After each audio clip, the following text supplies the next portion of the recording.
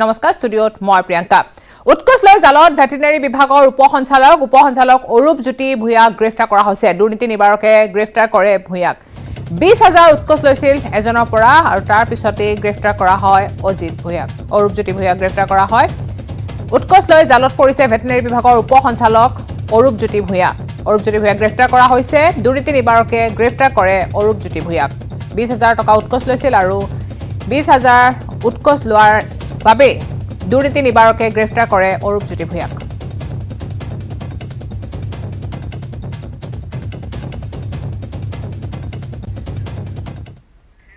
আনেক breaking news মহানগৰী 37 নং ৰাষ্ট্ৰীয় ঘাইপথত ভয়ংকৰ দুৰ্ঘটনাত থিতাতে নিহত হৈছে এজন স্কুটি আৰোহী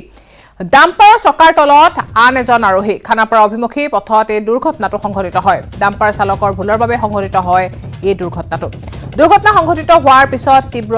যান-জঁটৰ সৃষ্টি হয় ৰাষ্ট্ৰীয় ঘাইপথত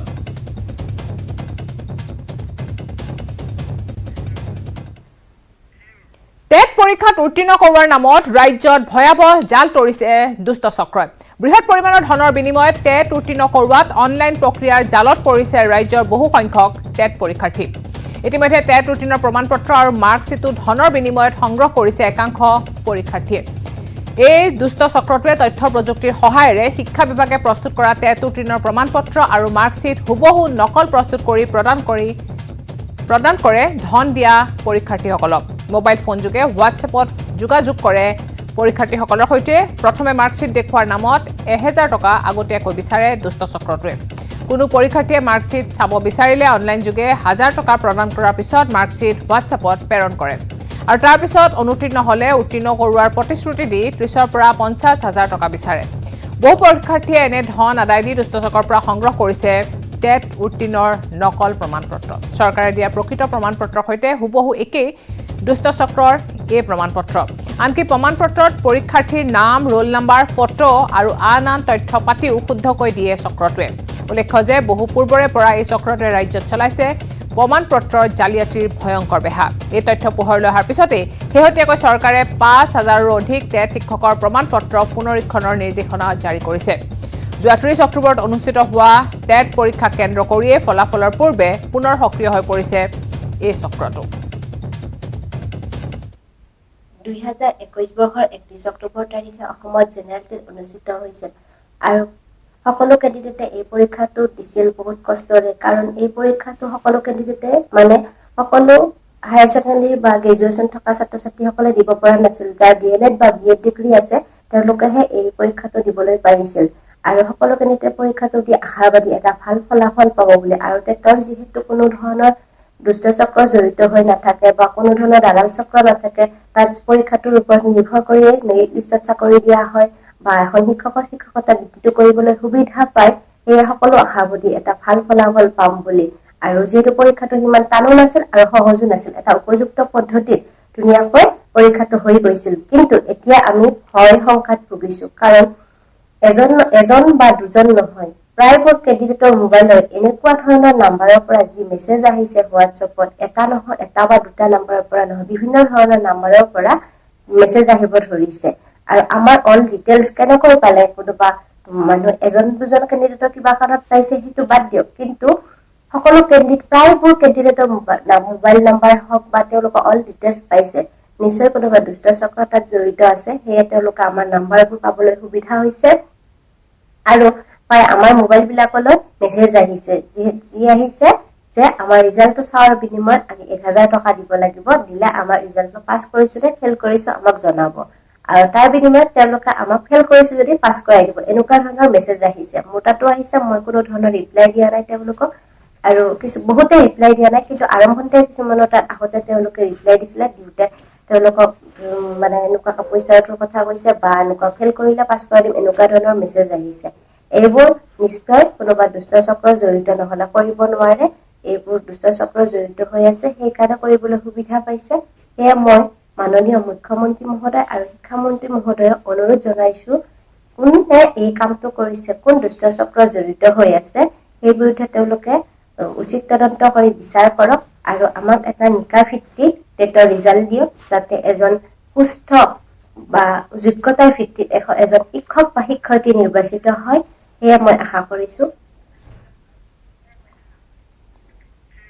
বহিৰাজ্যৰ পৰা অসমলৈ এতিয়াও আহি আছে গাখীৰকে ধৰি বহু খাদ্য সামগ্ৰী নিজ ৰাজ্যত উৎপাদনৰ সকলো সম্ভাৱনীয়তা থকাৰ পিছতো আমদানিৰ ওপৰত নিৰ্ভৰ কৰিছে আমাৰ ৰাজ্যখনে পিছে উৎপাদনশীল ৰাজ্য হিচাপে অসমক গঢ় দিয়া লক্ষ্য ৰাজ্য চৰকাৰৰ ইয়াৰ বাবে বিধায়ক পদ্ম হাজৰিকাৰ নেতৃত্বত গৰুখুটি বহুমুখী কৃষি প্ৰকল্পই লৈছে দীৰ্ঘম্যাদী আঁচনি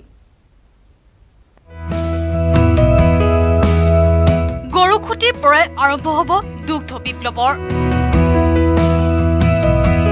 এই লক্ষ্যৰে দৰং জিলাৰ গৰুখুটিৰ উচ্ছেদিত ভূমিত আৰম্ভ হৈছে কৃষি কৰ্মৰ অসমত গাখীৰ তথা গাখীৰৰ পৰা উৎপাদিত সামগ্ৰী আছে ব্যাপক চাহিদা প্ৰতিদিনে অকল গুৱাহাটীকে লাগে 6,50,000 লিটাৰ গাখীৰ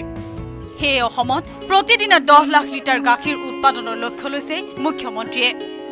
মুখ্যমন্ত্ৰী হিমন্ত বিশ্ব শৰ্মাৰ সপোনক বাস্তৱ ৰূপ দিয়াৰ দিশে আগবাঢ়িছে গৰুখুটি বহুমুখী কৃষি প্ৰকল্প বুধবাৰে অসমলৈ আহিব 108জনী গিৰ গাই আমি তাত 2000 গাই ৰখাৰ পৰিকল্পনা আমাৰ আছে কিন্তু এবাৰ আমি 500 গাই ইতিমধ্যে গুজৰাট গভৰ্ণমেণ্টৰ লগত আমাৰ মুখ্যমন্ত্ৰী গুজৰাট মুখ্যমন্ত্ৰী ডাঙৰীয়াৰ লগত আলোচনা মৰ্মে মই নিজেও গৈছিলোঁ ভেটেনেৰী মিনিষ্টাৰৰ লগত মিটিং কৰি আমাৰ কালিলে পৰহিলে ভিতৰত 108জনী গিৰ গাই ট্ৰেইনত আহি আছে ৰঙিয়াত নামিব গৰুখুটিত আমি পাম আৰু কম দিনৰ ভিতৰতে আমি 500 গিৰ গাই গৰুখুটি প্ৰকল্পলৈ আমি আনিম গুজৰাটলৈ গৈ গিৰ গাই চোৱাৰ লগতে দুগ্ধ প্ৰকল্প পৰিদৰ্শন কৰি অহাৰ পিছত পদ্ম হাজৰিকাই ক'লে কম সময়ৰ ভিতৰতে গৰুখুটিত উৎপাদন হ'ব 2 পৰা 3 লাখ লিটাৰ গাখীৰ গৰুখুটিৰ আমাৰ লক্ষ্য আছে গুৱাহাটী বজাৰখন আমি দখল আৰক্ষীৰ মুখ্যমন্ত্ৰী পৰ্যালোচনা বৈঠকৰ সামৰণি পৰিছে বৈঠকৰ অন্তত সংবাদ মাধ্যমক সম্বোধন কৰিছে মুখ্যমন্ত্ৰী ডক্টৰ শৰ্মাই অসম আৰক্ষী মুখ্য কাৰ্যালয়ত হৈছিল দিনজোৰা বৈঠক ইতিমধ্যে সামৰণি পৰিছে আমি পোনপটীয়াকৈ গৈছো সংবাদ অকণমান এমেণ্ড কৰিবলগীয়া আছে অহাকালি বঙাইগাঁৱত সেই ৰুল এমেণ্ড হৈ যোৱাৰ লগে লগে অহা 7 দিনৰ ভিতৰত তেওঁলোকে এডভাৰটাইজসমূহ দিব তাৰ উপৰিও সাব ইন্সপেক্টৰ লেভেলত থকা ভেকেন্সি এই গোটেই ভেকেন্সিবোৰ পূৰণৰ কাৰণেও তেওঁলোকে ব্যৱস্থা ল'ব অসম পুলিচক আমি কেইটামান নিৰ্দেশ দিছিলোঁ যে পোষ্টমৰ্টেম ৰিপৰ্ট আমাৰ এক্সিডেণ্ট ৰিপৰ্ট পাছপোৰ্ট ভেৰিফিকেশ্যন এইবিলাক যাতে সময়মতে হৈ যায় চৰকাৰে আজি আমাৰ আলোচনাৰ পিছত কিছু নতুন আমি SOP ৰিলিজ কৰিম যাৰ সহায়ত পাছপোৰ্টৰ ভেৰিফিকেশ্যন আমি 30 দিনৰ ভিতৰত সম্পূৰ্ণ কৰিম ইয়াৰ উপৰিও ইতিমধ্যে মই অনুৰোধ কৰাৰ পিছত অসমত বিভিন্ন আৰক্ষী থানাই 5,517টা ৰিপৰ্ট ঘৰত গৈ জমা দিছে এক্সিডেণ্ট ৰিপৰ্টে হওক মৃত্যুৰ পোষ্টমৰ্টেম ৰিপৰ্টে হওক লষ্ট অফ প্ৰপাৰ্টি ৰিপৰ্টে হওক যাতে ইঞ্চুৰেঞ্চ ক্লেইম কৰিব পাৰে এই ব্যৱস্থাটোক আমি আৰু ক্ষীপ্ৰ কৰিব কৈছোঁ যাতে ঘৰত গৈও ৰিপৰ্টবোৰ দিয়ে আৰু সময়মতে দিয়ে সময়তকৈ দেৰি কৰি ঘৰত দিলেও লাভ নহ'ব সো টাইমলি কমপ্লিশ্যন আৰু টাইমলি হেণ্ডঅভাৰ অসম পুলিচত আমি দেখা পাইছোঁ যে আপোনালোকে দেখিছে যে SDG ৰিপৰ্টত অসমত ক্ৰাইম বঢ়া বুলি বহু পৰিমাণে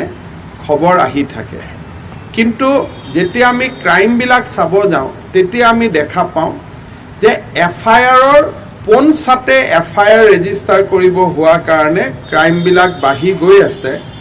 উচ্চতম ন্যায়ালয়ে ললিতা কুমাৰী কেছত জাজমেণ্ট দিছে সাপোজ উদাহৰণস্বৰূপে মই কৈছোঁ দুজন যদি বয়োজ্যেষ্ঠ এডাল্ট মেল আৰু ফিমেল যদি প্ৰেমজনিত কাৰণত পলাই যায় বা আমি শব্দটো পলাই ক'ব নালাগে যদি দুইজনে বিবাহ পাশত আবদ্ধ হোৱাৰ কাৰণে কৰবাত যায়গৈ কোনোবা ফেমিলি এটাই কেছ দিলেও অসম পুলিচে কিডনেপিং বুলি লিখি দিয়ে অথচ দুইজনে এডাল্ট দুইজনে বিবাহৰ যোগ্য মেচিউৰ্ড মানুহ মেচিউৰ্ড সিদ্ধান্ত লৈছে এইটোতো কিডনেপ কেছ হ'ব নোৱাৰে যিকোনো কেছতে বিভিন্ন ধৰণৰ এলিমেণ্ট যোগ কৰি দিয়া হয় যাতে 7 বছৰৰ ওপৰত তেওঁলোকৰ পানিছেবল লিমিটটো গুচি যায় তেতিয়া অসম পুলিচে চাৰ্জশ্বিট দিব 90 দিন পায় নহলে 60 দিনত চাৰ্জশ্বিট দিব লাগে বিভিন্ন আজি বহু দিনৰ পৰা IPC খনক ভায়োলেট কৰি বিভিন্ন ধৰণৰ জাগলাৰীৰ কাম এটা চলি আছিলে বেসিক্যালি অলপ সময় ল'বৰ কাৰণে কোৰ্টত বা কোনোবা উকিলৰ মেৰপাকত বহি মানুহক হাৰাশাস্তি কৰাৰ কাৰণে আজি আমি সিদ্ধান্ত লৈছোঁ যে এফআইআৰ ৰেজিষ্ট্ৰেশ্যনৰ ক্ষেত্ৰত উচ্চতম ন্যায়ালয়ৰ ললিতা কুমাৰী জাজমেণ্ট যে কেছ লোৱাৰ আগতে প্ৰিলিমিনাৰী ইনকুৱাৰী হোৱাৰ পিছত 24 ঘণ্টাৰ প্ৰিলিমিনাৰী ইনকুৱাৰী হোৱাৰ পিছত এজ পাৰ দ্য প্ৰিলিমিনাৰী ইনকুৱাৰীহে কেছ ৰেজিষ্টাৰ হ'ব উচ্চতম ন্যায়ালয়ৰ এই নিৰ্দেশটো আমি পালন কৰিবৰ বাবে অসম আৰক্ষীক নিৰ্দেশ দিয়া হৈছে আজি আৰু তাৰ কাৰণে চৰকাৰেও নটিফিকেশ্যন এই ক্ষেত্ৰত প্ৰকাশ কৰিব পুলিচ একাউণ্টেবিলিটি কমিশ্যনৰ আইনৰো এমেণ্ডমেণ্টৰ প্ৰয়োজন আছে এই বিষয়েও আমি এমেণ্ডমেণ্ট কৰিম কিছুমান ক্ষেত্ৰত CRPCৰ লগত কনফ্লিক্ট হৈ আছে আমি সেই কনফ্লিক্টবিলাক আমি দূৰ কৰিব লাগিব আৰু তাৰ কাৰণেও আজি আমি সিদ্ধান্ত গ্ৰহণ কৰিছোঁ এই গোটেইবিলাকৰ লগে লগে অসমত যাতে শান্তিপূৰ্ণ পৰিৱেশ থাকে আইন শৃংখলাৰ অৱস্থা ডিটৰিয়েট নহয় সীমান্ত আমাৰ যাতে সুৰক্ষিত হৈ থাকে ড্ৰাগছৰ বিৰুদ্ধে যুঁজখন যাতে অব্যাহত থাকে গৰুৰ যাতে চোৰাং কাৰবাৰ অসমত হ'ব নোৱাৰে কোনো ধৰণৰ সিন্ডিকেট যাতে অসমত সৃষ্টি হ'ব নোৱাৰে এই গোটেই কথাবিলাকো আজি আমি দীঘলীয়াকৈ আলোচনা কৰিছোঁ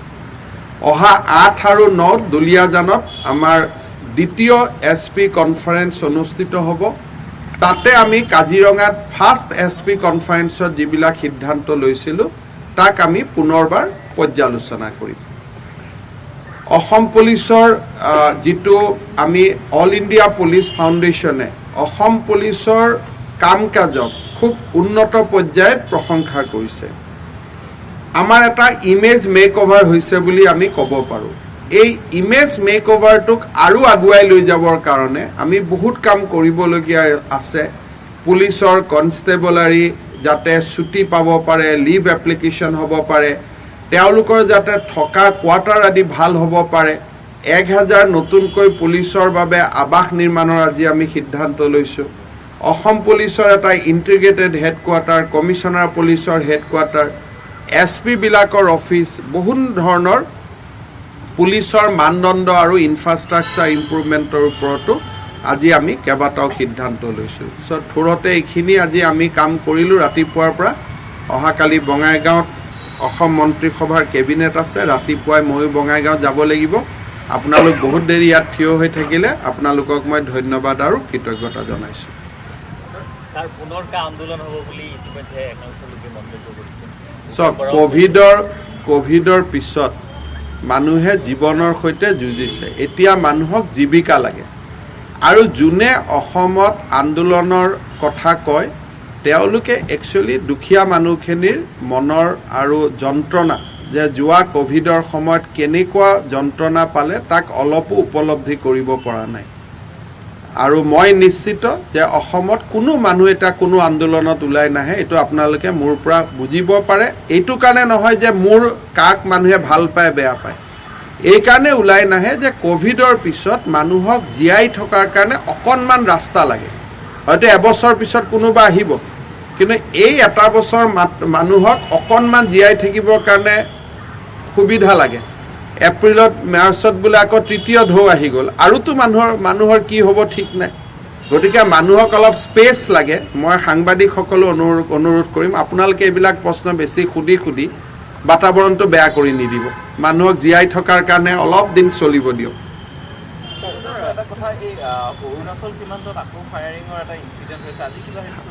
মই পেমা খাণ্ডুৰ লগত কথা পাতিছোঁ অৰুণাচলে ৰাস্তা বনোৱা প্ৰজেক্ট বন্ধ কৰিছে আৰু আমি আলাপ আলোচনাৰ মাজেৰে সমস্যাবোৰ সমাধান কৰি থাকিম দুইটা পক্ষই উত্তেজিত হ'ব নালাগে উত্তৰ পূৰ্বৰ প্ৰায়বোৰ সীমা সমস্যা সমাধানৰ দিশত আমি আগবাঢ়িছোঁ দিজ আৰ পাছিং ফেজ পাৰ হৈ যাব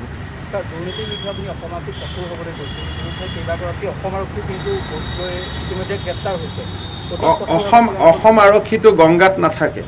গতিকে অসম আৰক্ষীৰ মাজতো দুৰ্নীতিপৰায়ণ ব্যক্তি আছে আৰু অসম আৰক্ষীয়ে তেওঁলোকক এৰেষ্ট কৰিছে গতিকে আপোনালোকে এইটো বাহে দিব লাগে যে নিজৰ মানুহকো নিজে এৰেষ্ট কৰিছে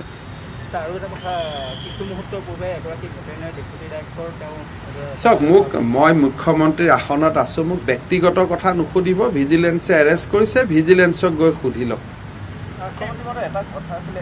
APSC গোচৰটো অসম আৰক্ষীয়ে সুন্দৰকৈ তদন্ত কৰি আছে কিন্তু তাৰ লগতে সমান্তৰালকৈ ন্যায়িক তদন্ত এটা উচ্চ ন্যায়ালয়ে দিছিলে কিন্তু 14 বেটটো এটা বেট আহিছে এটা বেট অহা নাই মই এটা কথাই বুজো যে চৰকাৰে চৰকাৰৰ কাম কৰি থাকিব মুখ্যমন্ত্ৰীক ব্যক্তিগত ভাল পোৱা বেয়া পোৱা কোনোবা মানুহৰ পিছত লাগি থকা এনেকুৱা কথাবিলাক নুসুধিব এইবিলাকে অসমখনক বহুত পিছুৱাই দিলে APSC ৰিফৰ্মছৰ কথা মোক সোধক যে আজি কিবা আৰু কিমানটা পোষ্ট APSCত এডভাৰটাইজ হ'ব কিমান ল'ৰাই চাকৰি পাব ভাল ভাল কথা সোধকচোন নেতিবাচক কথা সুধি থাকিলে মনবোৰ বেয়া হৈ যায়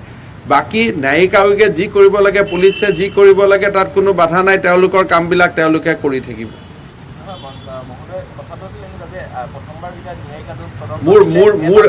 মই বহুত বেছি এইবিলাকত ইণ্টাৰেষ্ট লোৱা নাই মোক অসমখনক ভাৰতবৰ্ষৰ 5ৰ ভিতৰত লৈ যাব লাগে মানুহৰ পিছত চুকাচুকি কৰি থকা এইবিলাকৰ পিছত মই নুসুমাও আপোনালোকো নুসুমাব যাক তদন্ত দিয়া হৈছে তাৰ ওপৰত বিশ্বাস ৰাখক চবেই ভাল কাম কৰিব অসমত সকলোৱে ভাল কাম কৰিব এতিয়া অসমত বেয়া কৰা কাম কৰা মানুহবোৰ লাহে লাহে নোহোৱা হৈ যাব লিখে পঢ়িবচোন এইবিলাকৰ কিয় লিখে কাৰণ মানুহে এইবিলাক ভাল নাপায় মানুহে অসমখনক এতিয়া এটা বেলেগ চকুৰে চাব খুজিছে কোনোবা এজন বিধায়কে কিবা এটা পোষ্ট দিছে এইটো মুখ্যমন্ত্ৰীক সুধিবলগীয়া কথা নেকি দিছে তেওঁ ভাল পায় কথা হৈ গ'ল বুজিলে ফিনিছ এইটো ধেমাজি 3 মাহ পিছত আজি এইটো সুধিবলগীয়া প্ৰশ্ন নেকি হয় নহয় এইবিলাকে আমাৰ মনটোকো বুজাব লাগিব না যে আমাৰ মনটো কিমান সুন্দৰ এতিয়া সুধিব লাগে যে কিটো কাম আজি হ'ল ধেমাজি বঙাইগাঁৱত কেবিনেট ইমান মানুহ ফুৰ্তিত আছে যে প্ৰথমবাৰৰ বাবে অসমৰ মন্ত্ৰীবিলাক হাফলঙত যাব বঙাইগাঁৱত যাব বঙাইগাঁৱত কিজানি জীৱনতো একেলগে গোটেই ডিপাৰ্টমেণ্টৰ মন্ত্ৰী যোৱা নাই ভালহে পাব লাগে এইবিলাকৰ প্ৰশ্ন সুধিলে অসমখন আগবাঢ়িব নেকি হয় না বাবা মাইণ্ডবিলাক পজিটিভ কৰিব লাগিব আমি চবেই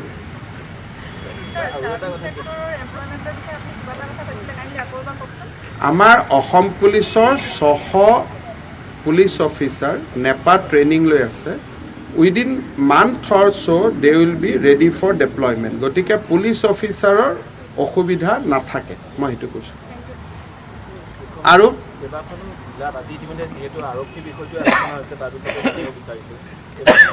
কালিলৈ কেবিনেট হ'ব বঙাইগাঁৱত কিন্তু বঙাইগাঁও SP অফিচটোৰে কি অৱস্থা হৈ আছে সেই বিষয়বোৰ আজি আলোচনা হৈছে কিয় হ'ব লাগে এইবোৰ নিজে ঠিক হৈ যাব 5 বছৰ 5 বছৰত অসমে আকাশ চুব গৈ আছে এইবিলাক নিজে নিজে ঠিক হৈ যাব ছাৰ দিছপুৰ থানাটো খুব জৰাজীৰ্ণ হৈ আছে ভাই তাৰ সেইবিলাকো চব ঠিক হৈ যাব একচুৱেলি থানা জৰাজীৰ্ণটোলৈ সাংবাদিকৰ কোনো টেনশ্যন হ'ব নালাগে সাংবাদিকৰ টেনশ্যন হ'ব লাগে দিছপুৰত কিমান কেছ পেণ্ডিং হৈ আছে আমাৰ অসম পুলিচৰ মানুহ তেওঁলোক বৰষুণত থাকে বতাহত থাকে ভাল ঘৰত থাকে ভাল নাথাকে তাক লৈ আপোনালোকৰ কনচাৰ্ণ হ'ব নালাগে আপোনালোকৰ কনচাৰ্ণ হ'ব লাগে যে ছাৰ কেছবিলাক কিয় তদন্ত হোৱা নাই দুখীয়া মানুহে কিয় নাই পোৱা নাই দুখীয়া মানুহজনে বহিবৰ কাৰণে কিয় জেগা পোৱা নাই দুখীয়া মানুহজনৰ কেছটো কিয় টকা নোখোৱাকৈ পুলিচে কৰা নাই সেইবিলাকহে প্ৰশ্ন সেইবিলাক মই সেটেল কৰি আছোঁ না আপোনালোক নাযাবই আপোনালোকে খালি ৰেকৰ্ডটো শুনি থাকিব থানাত কিয় যাব লাগে প্ৰেছৰ ৰিপৰ্টাৰ ইমান কষ্ট তাতে থানাত যাব দৰকাৰ নাই আপোনালোকে কমিশনাৰ পুলিচৰ পৰা ৰিপৰ্ট লৈ থাকিব যে 17,000 কেছ আছিল আজি কিমান হ'ল এটা কথা মনত ৰাখিব যে দিছপুৰ পুলিচ ষ্টেচন কি হয় দিছপুৰ এৰিয়াৰ ভিতৰত মাটি পোৱা বহুত দিগদাৰী বনাম বুলি ক'লেও কোনোবা এটা অফিচ উঠাই বনাব লাগিব ব্যৱহাৰিক অসুবিধাবিলাকতো আপোনালোকেও জানে মই ধেমালি কৰি ক'লোঁ চিৰিয়াছ কথাটো হ'ল যে কোনোবা মানুহ এজনৰ যদি ভাড়া ঘৰ লওঁ তেওঁ থানাক ভাড়া ঘৰটো দি বেয়া পায় মই ৰিকুইজিশ্যন কৰিব লাগিব কৰিলে কোনোবা এজন মানুহে মনত দুখ পায় যে মোৰ ঘৰটো চৰকাৰে জোৰ কৰি থানা পাতিব লৈ গ'ল সেইকাৰণে অলপ মিলি জুলি আমি কামবিলাক কৰি আছোঁ সকলো মানুহৰে মনৰ কথাটো বুজি থানা বুলি জবৰদস্তি সোমাই যাম তেনেকুৱা নকৰি আমি লাহে লাহে কৰি আছোঁ মৈত্ৰীৰ আণ্ডাৰত যিমান কেইখন থানা ভাল হৈ গ'ল গতিকে ডেফিনেটলি দিছপুৰ আৰু গীতানগৰ থানা আমাৰ গুৱাহাটীত বেয়া আছে সেই দুখন থানাও ভাল হ'ব আমি কৰিম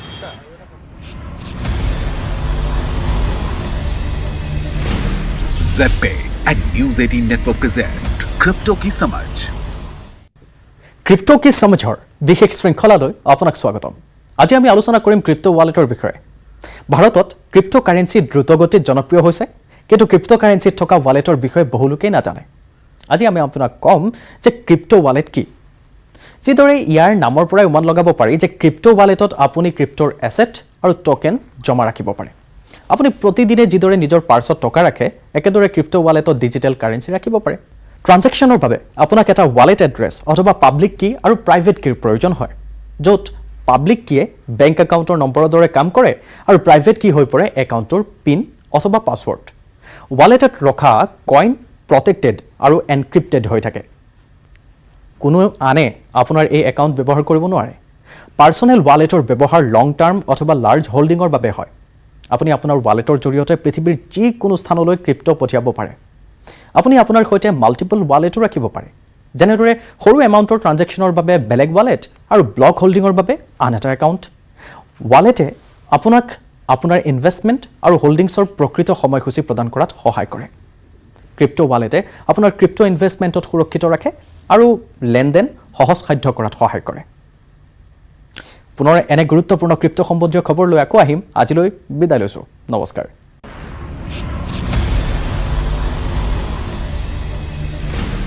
ZPay and News 18 Network present Crypto Ki Samajh.